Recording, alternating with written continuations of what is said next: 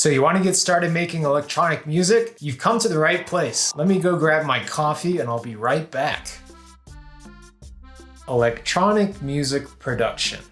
I'm by no means an expert, but I know a thing or two that I'd like to share with you. I've been doing this a few years. I did it a lot as a teenager, but I didn't really know what I was doing. I started doing it again about 2 years ago now. So this video is going to be for absolute beginners.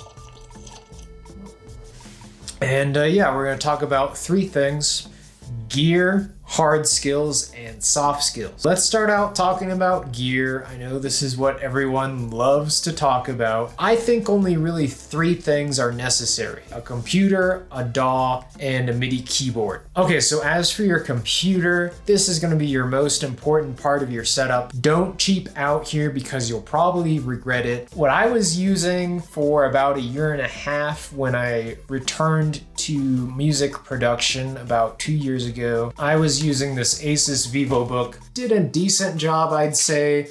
It only has 8 gigs of RAM, so the processor was a little slow. I did end up upgrading to a ZenBook, which is what I'm using now, and it is much faster. It has a lot more processing, but it was pretty expensive. So I think the VivoBook is a decent option if you're on a budget, especially. I think this thing cost about $750 US about 5 or 6 years ago when I bought it from my translation company. And like I said, it's not ideal, but it got the job done, but it was kind of slow. I know I'm kind of like, you know, the slow living guru, whatnot, but when it comes to computers, so that is that. Now let's talk about DAWs. I know there's a ton of DAWs out there, and you might be thinking, which DAW is right for me? In my case, I started out when I was a teenager using Reason because that's what one of my favorite electronic music composers at the time used, Dan Deacon. I started using Reason again when I started doing music production again, but I went to sign up for a course on Berklee Online on Reason, and I was the only person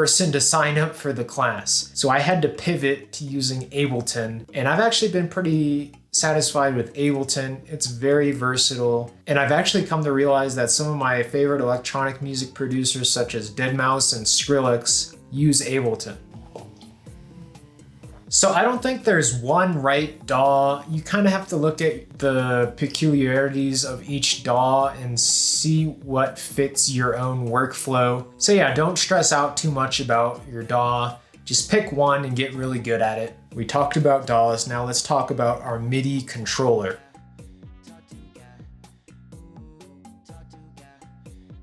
This is what I use. This is an M-Audio KeyStation 49. It has 49 keys, if you couldn't guess. I like this because it's big, but it's not too big. I like being able to play with both my hands and kind of brainstorm ideas. This cost about $119 US when I bought it. It's important to note this isn't an actual keyboard. It needs to be plugged into your computer, but this is very helpful to have because it lets you brainstorm ideas, especially if you've ever taken a piano lesson in your life. You'll want the MIDI controller. You can use the keyboard on your computer, but I don't know, that just doesn't sound very ergonomic if you ask me.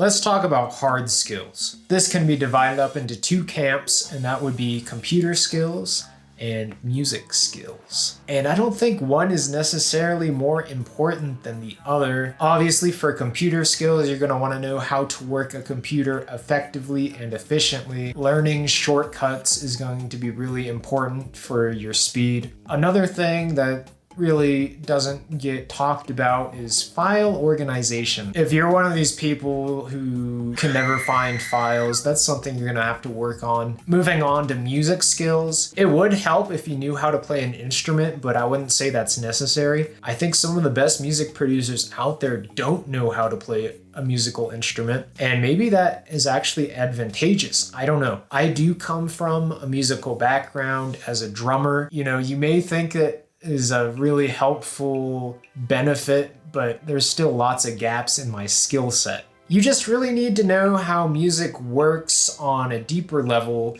understanding rhythm, understanding melody, harmony, being able to analyze your favorite music and write out the song structure. I know that's an exercise that has really helped me. So yeah, music skills are important, but it's nothing that you can't learn online, whether that's free courses, or at least in my case, I've had a lot of luck with the paid courses. That brings us to soft skills. Doesn't really get talked about enough. Things like your attitude, your mindset, and having thick skin. These are all very important characteristics to have if you want to succeed. Making music is fun, but it's not easy, especially when you're starting out. I know, at least for me, I kind of had this background as a musician, so I kind of went into this like, oh, I'm amazing. Yeah, I quickly learned that no, I'm not amazing, but I want to be amazing, so I need to start small. And you gotta make bad music if you want to make good music. I made a lot of music in 2024 of